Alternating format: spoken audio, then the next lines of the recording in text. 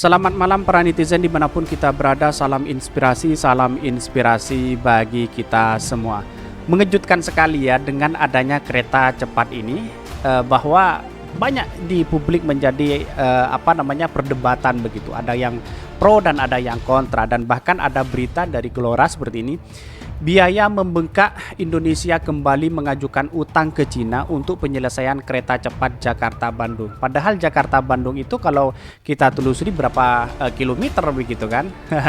Ini dan bahkan dalam berita lain disebutkan dari CNN Indonesia, biaya proyek kereta cepat makin bengkak tembus 112,5 triliun. Wow.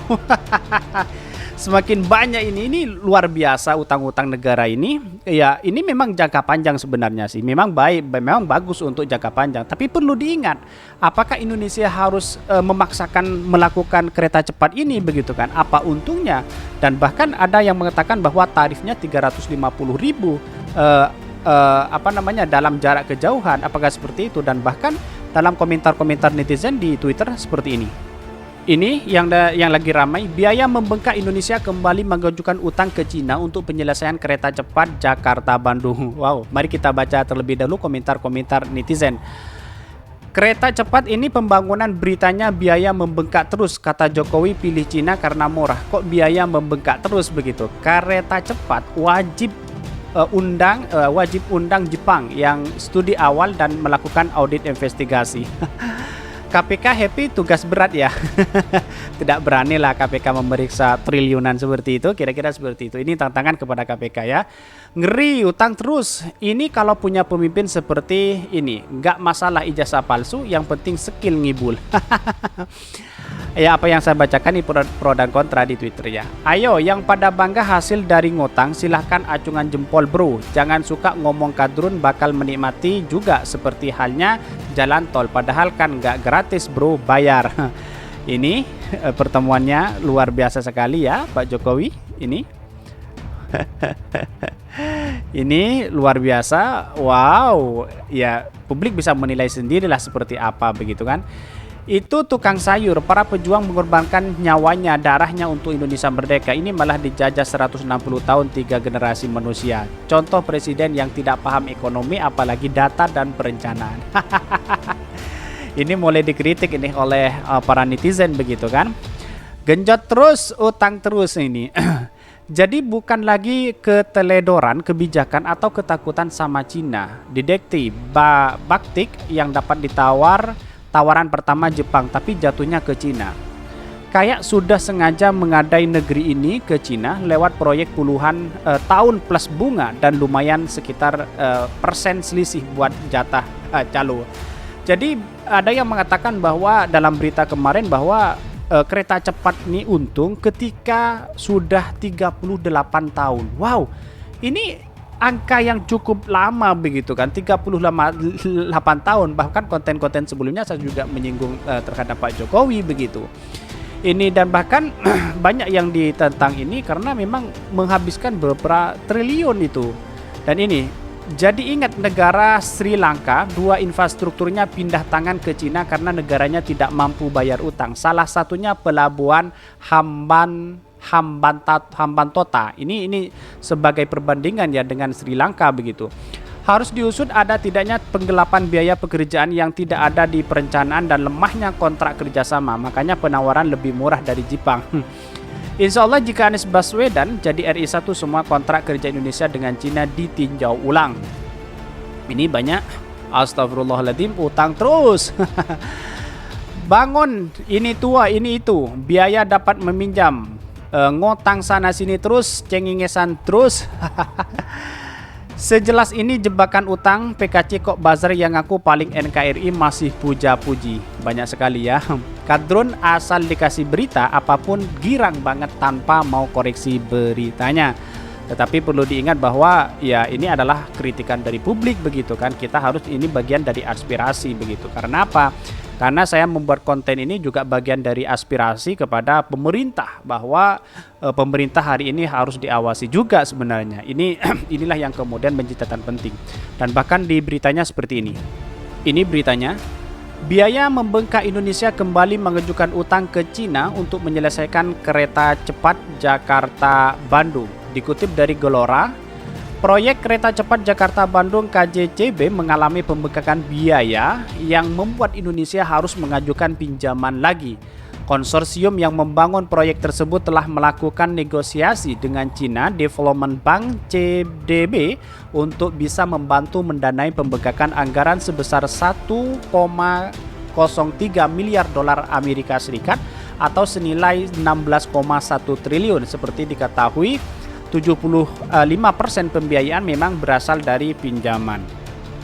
Tetapi perlu diingat bahwa kemarin ada berita bahwa Amerika tidak mau melakukan kereta cepat ini karena biayanya juga mahal begitu. Sekelas Amerika aja juga tidak mau melakukan proyek hal seperti ini, tapi Indonesia mau begitu. Padahal kalau kekayaan Amerika dengan Indonesia jauh berbeda dengan Amerika begitu kan. Kenapa Amerika juga nggak mau, Indonesia mau begitu, kira-kira seperti itu.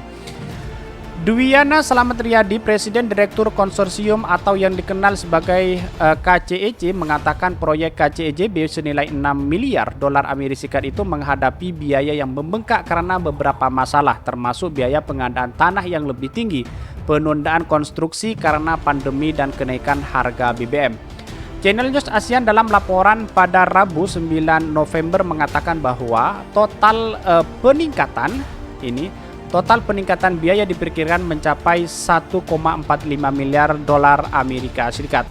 Dedekdi Hartanto, Presiden Direktur Perusahaan Kereta Api milik negara PT KAI, salah satu perusahaan dalam konsorsium tersebut, menekankan bahwa Komisi Reformasi dan Pembangunan Nasional Cina telah menyetujui 75% dari biaya tersebut harus didanai oleh pinjaman bank, sementara untuk sisanya akan dibiayai oleh peningkatan modal pemangku kepentingan. Wow, luar biasa sekali.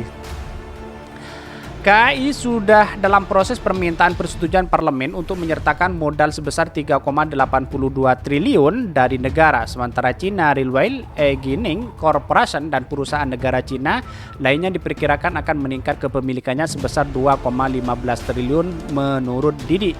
Pembengkakan biaya proyek KCJB lebih kecil dari perkiraan awal yang menyebut angka hampir 2 miliar dolar Amerika. KCJB merupakan inisiatif sabuk dan jalan paling terkenal di di negara Asia Tenggara yang pada awalnya didanai oleh pinjaman setara 4,55 miliar Amerika US dollar dari CDB dan menjangka panjang 40 tahun. Wah. Saat ini diskusi mengenai pinjaman modal untuk proyek tersebut tengah berlangsung, menjadi tanda bahwa proyek yang disepakati 2015 itu kembali mengalami penundaan. Pemerintah Indonesia berharap jalur kereta api sepanjang 142 km yang menghubungkan ibu kota Jakarta dengan kota Bandung bisa diselesaikan Juni 2023 ini. Sepanjang 142 km. Ini membutuhkan biaya triliunan begitu kan.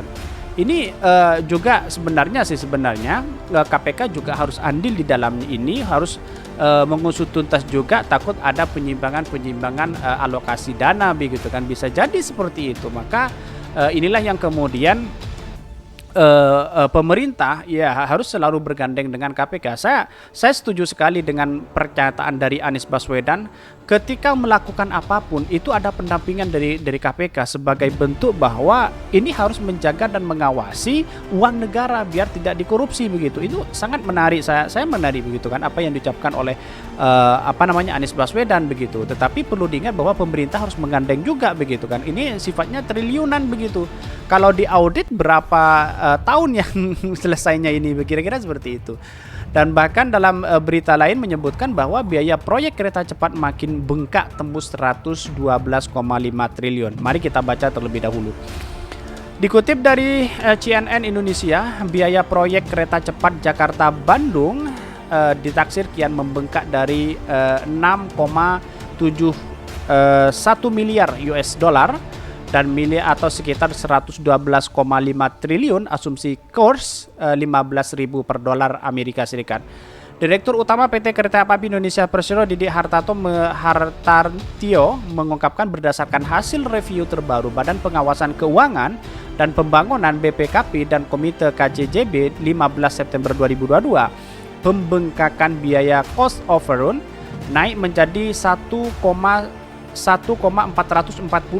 miliar atau 21,74 triliun. Wow, luar biasa ya. Padahal berdasarkan perhitungan dari review BPK pada 9 Maret 2022 pembengkakan biaya hanya sebesar 1,17 miliar atau 17,64 triliun. Wow, ini biaya yang sangat luar biasa begitu kan.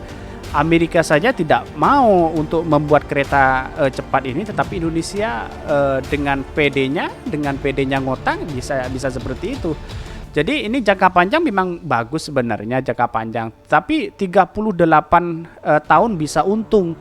Ya yang menikmati itu ya cucu-cucunya, ini memang masa depan begitu kan. Tetapi perlu diingat selama 38 tahun apakah ada pembiayaan yang lain, terus kemudian ada kerusakan, ada perawatan dan sebagainya, inilah yang menjadi catatan penting begitu. Ini ya kalau memang tarifnya naik misalnya besar ya bisa jadi nggak sampai 38 tahun begitu. Bahkan ini menurutnya pembengkakan dana ini nanti akan dibayar patungan antara konsorsium BUMN Indonesia dengan Cina sebesar 25% dan 75% penarikan pinjaman dari China Development Bank. Adapun 25% dari dana pembengkakan ini tercatat sebesar 5,435 triliun. Jumlah ini nantinya 60% 3,261 triliun dibayarkan oleh Indonesia dan 40% 2,174 triliun dari pemerintah Cina.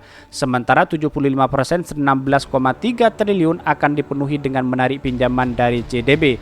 Dari 21,7 triliun ini, maka harapan 25% dipenuhi oleh ekuitas, 60% dipenuhi oleh porsi Indonesia dan Cina 40%.